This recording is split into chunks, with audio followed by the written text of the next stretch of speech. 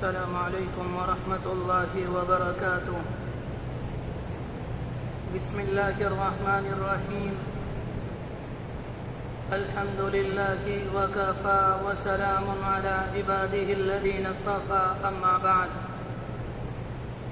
اعوذ باللہ من الشیطان الرجیم، بسم اللہ الرحمن الرحیم۔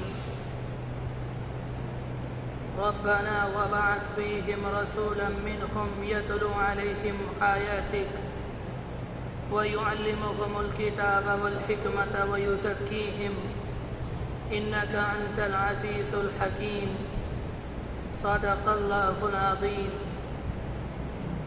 وقد قال النبي صلى الله عليه وآله وسلم: أنا دعوة أبي إبراهيم، او کما قال علیہ الصلاۃ والسلام۔ بہت ہی عزت و احترام کے مستحق میرے بزرگوں، قابل قدر دینی اور ایمانی بھائیوں، یہ ربیع الاول کا مہینہ ہے۔ یہ وہ مہینہ ہے جس میں نبی اکرم صلی اللہ علیہ وسلم اس دنیا کے اندر تشریف لائے۔ جیسے ہی یہ مہینہ آیا، دل کے اندر یہ بات آئی کہ اس مہینے کے اندر جتنے جمعے آئیں ان میں اللہ کے رسول علیہ الصلاۃ والسلام کی سیرت کو ترتیب کے ساتھ اپنے بھائیوں کے سامنے رکھا جائے، تاکہ آپ کے حالات، آپ کے واقعات، آپ کی تعلیمات ہمارے سامنے سے گزر جائیں اور سیرت کا سبق تازہ ہو جائے۔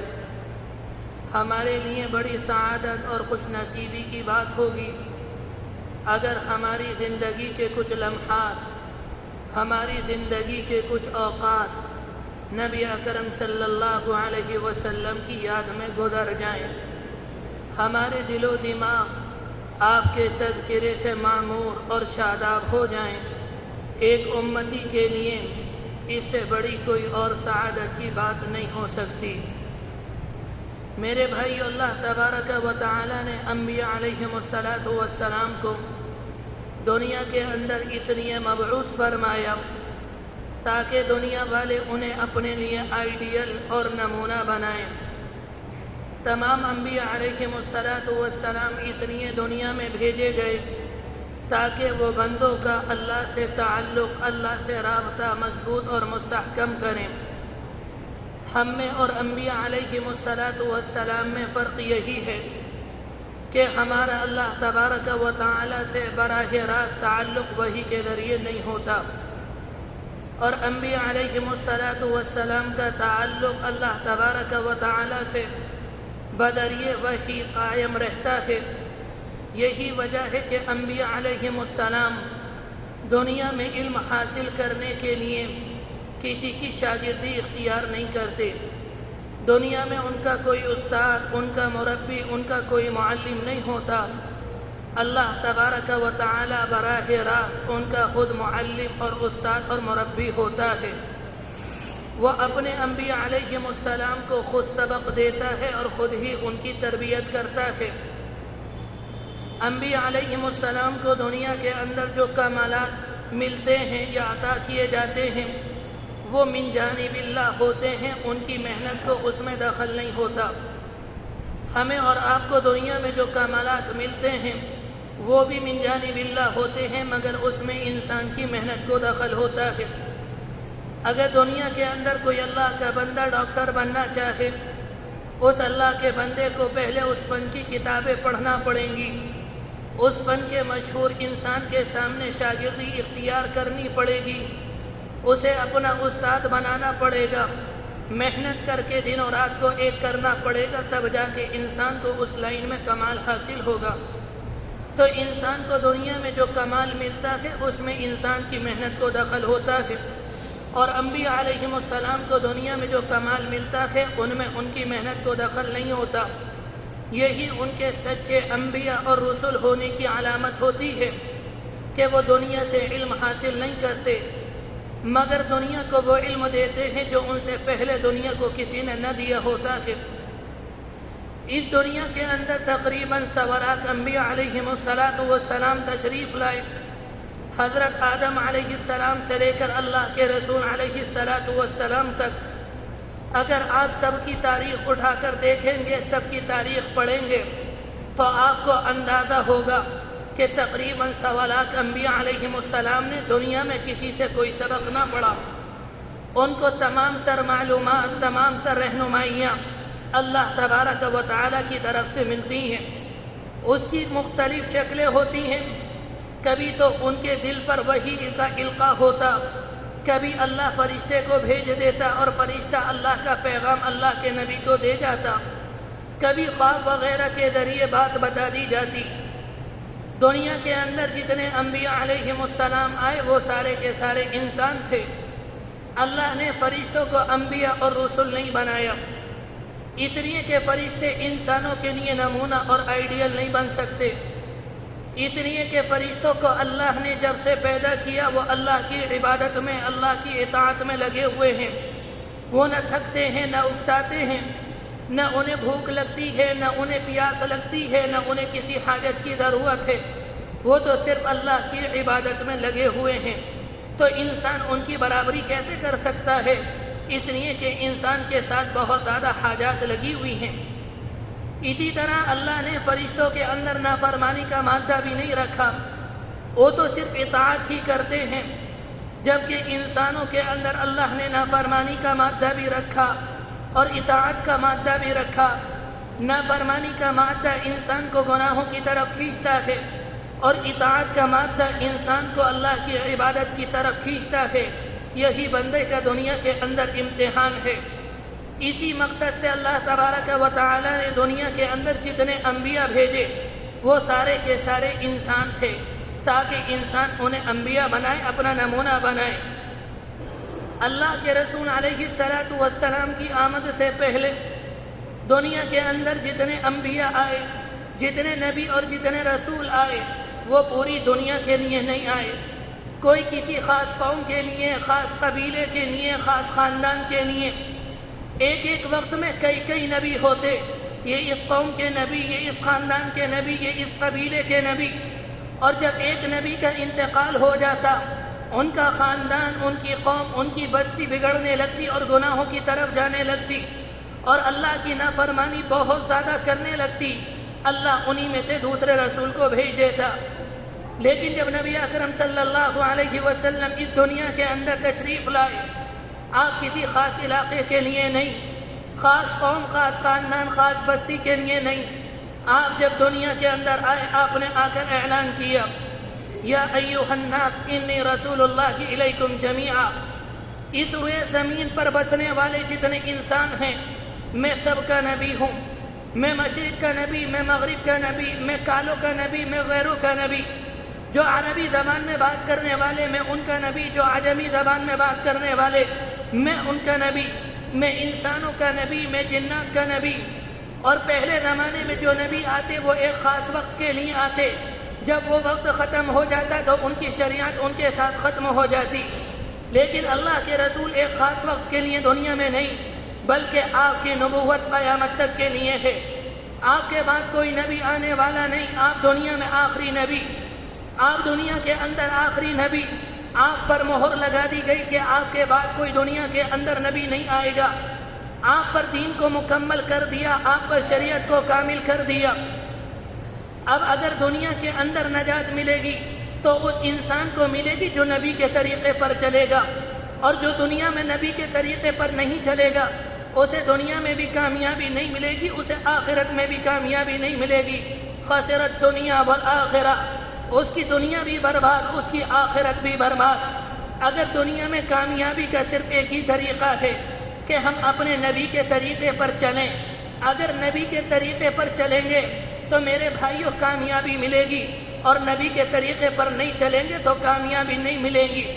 اگر ہم اور آپ جتنا اپنے آپ کو اس نبی کی سیرت سے جوڑیں گے، اپنے آپ کو جتنا نبی کی سیرت کے قریب کریں گے، اتنا ہم نبی کے قریب ہوں گے، اور جتنا ہم نبی کے قریب ہوں گے اتنا قرآن مجید کے قریب ہوں گے۔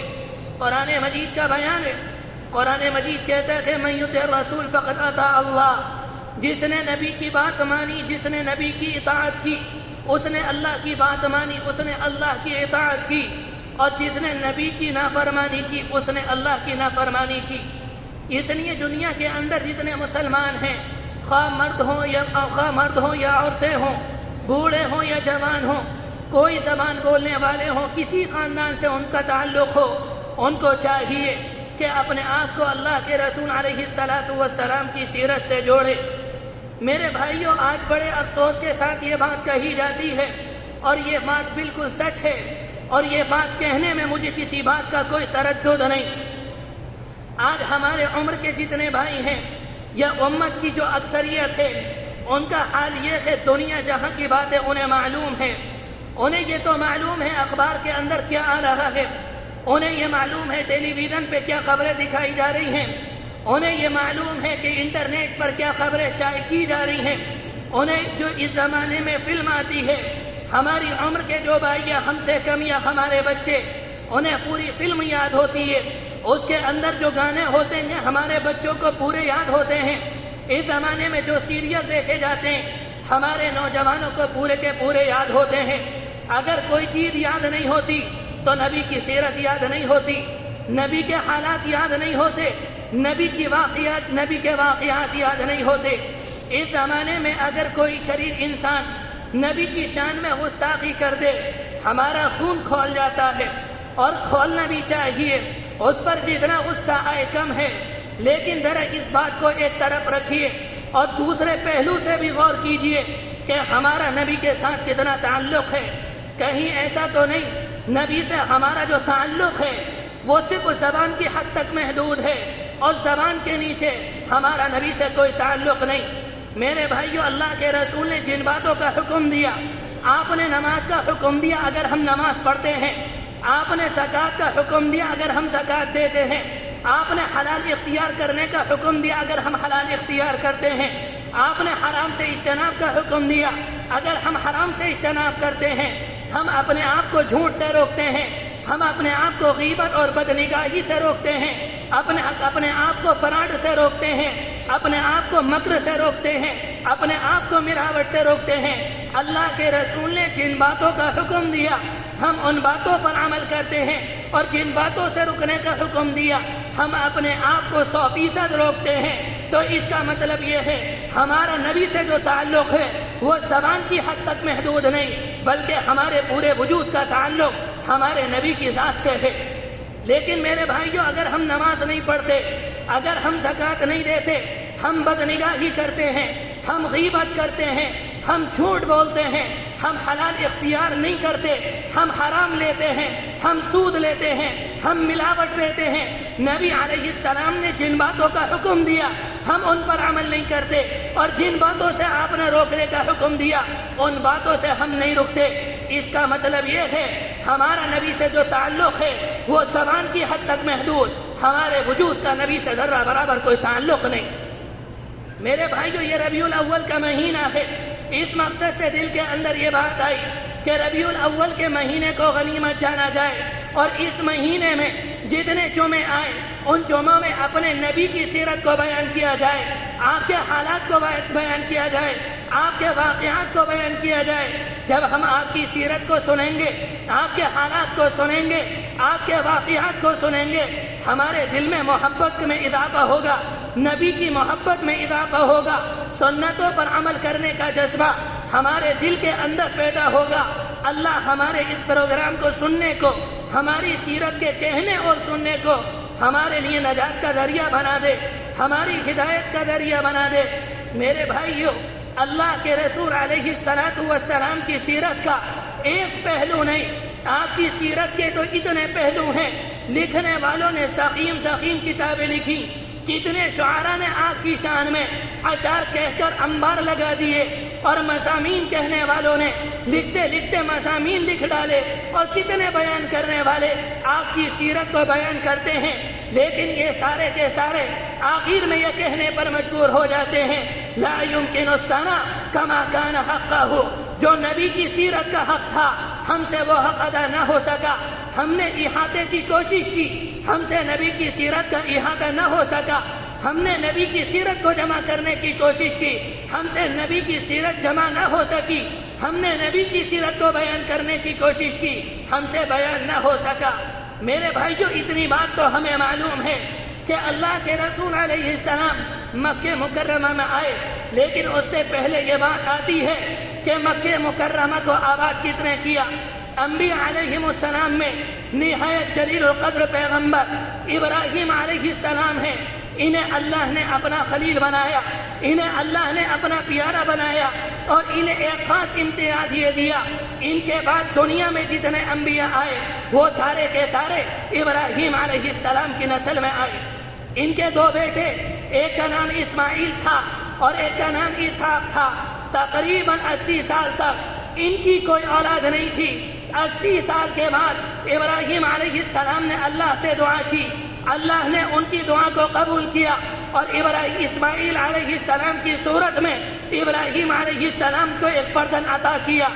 جب بیٹا گھر کے اندر آ گیا، ابھی اسماعیل علیہ السلام اپنی ماں کا دودھ پی رہے تھے، اللہ نے ابراہیم علیہ السلام کو حکم دیا، جاؤ اپنے اس معصوم بچے کو اور ایک کی ماں کو ہمارے گھر کے پاس مکہ مکرمہ میں چھوڑ کر آؤ، جہاں پانی نہیں ہے، جہاں کھانا نہیں ہے، جہاں کھیتی نہیں ہے، جو سرسبز و شاداب علاقہ نہیں ہے، جہاں باغات نہیں ہے، جہاں پانی کا کوئی نام نہیں۔ ابراہیم علیہ السلام اللہ کے خلیل تھے، پلٹ کر یہ معلوم نہیں کیا اللہ میں بوڑھا ہو گیا، 80 سال کے بعد آپ نے مجھے اولاد دی، میری کمر جھک گئی، میری نگاہ کمزور ہونے لگی، آج مجھے بیٹے کی ضرورت ہے۔ 80 سال کے بعد آپ نے بیٹا دیا، اور بیٹا دینے کے بعد آپ یہ کہتے ہیں اسے ہمارے گھر کے پاس بسا کر آ جاؤ۔ ابراہیم علیہ السلام نے سوال نہ کیا، جیسے ہی اللہ نے حکم دیا انہوں نے اپنے بیٹے کو لیا اور ان کی والدہ کو لیا، اور ملک شام سے مکہ مکرمہ، جو اس زمانے میں تقریباً 1 مہینے کی مسافت کے فاصلے تھا، مکہ مکرمہ میں جہاں پر زمزم کا کنواں ہے، یہاں پر معصوم بچے کو چھوڑ دیا، اور چھوڑنے کے بعد وہاں پر ٹھہرے نہیں، یہ نہیں 1 دن قیام کر لیں، 2 دن قیام کر لیں، چھوڑنے کے بعد فوراً واپس ہوئے۔ بیوی نے معلوم کیا ابراہیم کہاں چلے، پلٹ کر نہیں دیکھا، دوسری مرتبہ معلوم کیا، پلٹ کر نہیں دیکھا، تیسری مرتبہ معلوم کیا، کیا ابراہیم اللہ کا یہی حکم ہے؟ زبان سے نہیں کہا، صرف اپنا سر ہلا کر اشارہ کر دیا، اللہ کا یہی حکم ہے۔ چھوڑ کر چل دیے، پہاڑ سے اتر کر نیچے آئے، اور وہاں آ کر ابراہیم علیہ السلام نے اللہ سے گڑ گڑا کر دعائیں کی۔ تو اس موقع پر جو انہوں نے دعائیں کی، قرآن مجید کے اندر اللہ تبارک و تعالی نے ان تمام دعاؤں کو جمع کر دیا۔ ان میں ایک دعا یہ کی تھی، ربنا وابعث فیہم رسولا منہم یتلو علیہم آیاتک، اے اللہ ان میں ایک رسول بھیج دیجئے، ایک نبی بھیج دیجئے، یتلو علیہم آیاتک، جو انہیں آپ کی آیتیں پڑھ کر سنائے، ویعلمہم الکتاب والحکمہ، انہیں حکمت کی تعلیم دے، انہیں کتاب کی تعلیم دے، ویزکیہم، اور ان کا تزکیہ کرے۔ ابراہیم علیہ السلام نے یہ دعا کی اور چھوڑ کر چلے آئے۔ کچھ زمانہ گزرا، ایک قبیلہ آیا، دوسرا قبیلہ آیا، اور قبیلے آتے رہے۔ جہاں انہوں نے اسماعیل اور اپنی بیوی کو چھوڑا تھا وہاں آبادی ہو گئی۔ ایک وقت آیا اسماعیل علیہ السلام جوان ہو گئے، ان کی شادی ہو گئی، ان کی نسل خوب پھیلی، ان کی نسل میں آگے چل کے اللہ کے رسول علیہ السلام کے والد حضرت عبداللہ تشریف لے کر آئے۔ جب حضرت عبداللہ تشریف لے کر آئے اور حضرت عبداللہ جوان ہوئے، ان کے والد عبد المطلب نے ان کی شادی بنو زہرہ کے سردار کی بیٹی حضرت آمنہ سے کی۔ تاریخی طور پر یہ بات ثابت ہے کہ اللہ کے رسول علیہ السلام دنیا کے اندر تشریف لے کر نہیں آئے کہ آپ کے والد کا انتقال ہو گیا۔ اس زمانے میں مکہ مکرمہ کی جو تجارت ہے وہ ملک شام سے ہوا کرتی۔ اللہ کے رسول کے والد عبداللہ ملک شام تجارت کے لیے گئے۔ یہ ملک شام جب پہنچے، وہاں سے لوٹ رہے تھے، راستے میں طبیعت بگڑی۔ مکہ مکرمہ اور ملک شام کے درمیان مدینہ منورہ پڑتا۔ ملک شام سے واپس آئے، مدینہ منورہ میں قیام کیا۔ یہاں آ کر طبیعت بگڑی اور اللہ کو پیارے ہو گئے۔ ایسے اللہ کو پیارے ہو گئے. آپ دنیا میں نہیں آئے, آپ کے آنے سے پہلے آپ کے والد کا سایہ آپ کے سر سے اٹھ گیا. حضرت آمنہ بیان کرتی ہیں جیسے آپ کی ولادت کا وقت قریب آیا مجھے عجیب و غریب آثار نظر آتے, مجھے عجیب و غریب نشانیاں نظر آتی. مجھے ایسا لگتا میرے پیٹ کے اندر جو فرزند ہے مستقبل میں اس کی ایک عظیم شان ہوگی. ایک وقت آیا کہ اللہ کے رسول علیہ السلام اس دنیا کے اندر تشریف لائے. حضرت آمنہ بیان کرتی ہیں جب آپ دنیا کے اندر آئے میرے جسم سے ایک نور نکلا جس سے ہمارا پورا گھر روشن ہو گیا. دوسری جانب یہ باتیں بیان کی جاتی ہیں کسریٰ کے محل میں ایک آگ جل رہی تھی جو سالوں سے نہیں بجھی تھی, جو صدیوں سے نہیں بجھی تھی. اس آگ کی عبادت کی جا رہی تھی. جب آپ دنیا کے اندر تشریف لے کر آئے اچانک وہ آگ بجھ گئی اور کسریٰ کے محل کے 14 کنگورے ٹوٹ کر گر گئے اور ایک بہتا دریا اچانک خوش ہو گیا. جب یہ عجیب و غریب رونما واقعات, یہ عجیب و غریب واقعات دنیا کے اندر رونما ہوئے, لوگوں میں کھلبلی مچ گئی. یہ کیا ہوا؟ اچانک آگ بجھ گئی, اچانک کنگرے ٹوٹ کر گر گئے, اچانک بہتا دریا خشک ہو گیا. تحقیق کی گئی, جو انجیل کے جاننے والے, جو توریت کے جاننے والے, انہوں نے آ کر بادشاہ کو یہ خبر دی لگتا ہے کہ نبی آخر الزماں اس دنیا کے اندر تشریف لے کر آئے. یہ ان کے آنے کی علامتیں ہیں. اللہ کے رسول علیہ السلام اس دنیا کے اندر تشریف لے کر آئے. شاندار خاندان کے اندر خوشی پھیل گئی. جب آپ کی 7واں دن آیا آپ کے دادا نے ایک پروگرام کیا عقیقے کے عنوان سے اور اس میں آپ نے خاندان کے تمام لوگوں کو بلایا. سارے کے سارے لوگ آئے, معلوم کیا آپ نے اس بیٹے کا نام کیا رکھا. انہوں نے کہا میں نے اپنے اس بچے کا نام محمد رکھا. آپ کے خاندان کے لوگوں نے معلوم کیا یہ لو نام ہمارے خاندان میں آج تک کسی نے نہیں رکھا, یہ انوکھا نام آپ نے کیوں رکھا؟ وہ کہنے لگے میرا دل چاہتا ہے اللہ کی جو مخلوق آسمان میں ہے, اللہ کی جو مخلوق زمین میں ہے, وہ ساری کی ساری میرے اس نومولود بچے کی تعریف کرے. حقیقت یہ ہے آپ کی ولادت سے پہلے آپ کے دادا نے ایک خواب دیکھا. انہوں نے دیکھا کہ ان کی پیٹھ سے ایک زنجیر نکلی جس کا ایک سرا زمین میں اور ایک سرا آسمان میں, ایک سرا مشرق میں اور ایک سرا مغرب میں. کچھ دیر کے بعد یہ زنجیر درخت بن گئی اور اس کے پتوں پر جو نور ہے وہ آفتاب کے نور سے بڑھ کر ہے. اور اس کے بعد دیکھا مشرق اور مغرب کے لوگ ہیں جو اس کی شاخ سے چمٹے ہوئے ہیں اور قریش کے کچھ لوگ ہیں جو اس کی شاخوں کو پکڑ رہے ہیں اور کچھ لوگ ہیں جو اس کی شاخ کو کاٹنا چاہتے ہیں. جب وہ اس درخت کو کاٹنے کے لیے آتے ہیں ایک حسین و جمیل خوبصورت انسان ہے جو انہیں دور کرتا ہے. انہوں نے اس خواب کو معبرین کے سامنے رکھا. انہوں نے اس زمانے میں عبد المطلب کو یہ تعبیر دی ان قریب تمہارے گھرانے میں ایک بچہ پیدا ہوگا, مشرق اور مغرب کے لوگ اس کی اتباع کریں گے, قریش کے کچھ لوگ اس کی مخالفت کریں گے اور قریش کے کچھ لوگ اس کی اطاعت کریں گے. آسمان اور زمین میں اللہ کی جو مخلوق ہے وہ ساری کی ساری اس کی تعریف کرے گی. اس بنیاد پر آپ کے دادا نے آپ کا نام محمد رکھا. محمد کے معنی ہوتے ہیں جس کے اوصاف کو, جس کے محاسن کو, جس کے کمالات کو عظمت کے ساتھ, کثرت کے ساتھ بار بار بیان کیا جائے. میرے بھائیوں, یہ ربیع الاول کا مہینہ ہے. یہ وہ مہینہ ہے جس میں نبی اکرم صلی اللہ علیہ وسلم اس دنیا کے اندر تشریف لے کر آئے. اس بات کی کوشش کریں ہم اپنے بچوں کو, اپنے گھر والوں کو, اپنے دوستوں احباب کو اس مہینے میں اللہ کے رسول علیہ السلام کی سیرت سے روشناس کریں. میرے بھائیوں یاد رکھنا, اگر دنیا میں کامیابی ملے گی تو آپ کے طریقے میں ملے گی, اگر دنیا میں ناکامی ملے گی تو آپ کے طریقے سے منہ موڑ کر ملے گی. جو ہم نے یہ سیرت کا سلسلہ شروع کیا, اللہ ہمارے اس سلسلے کو ہدایت کا ذریعہ بنا دے, نجات کا ذریعہ بنا دے, ہماری اصلاح کا ذریعہ بنا دے. وآخر دعوانا ان الحمد للہ رب العالمین.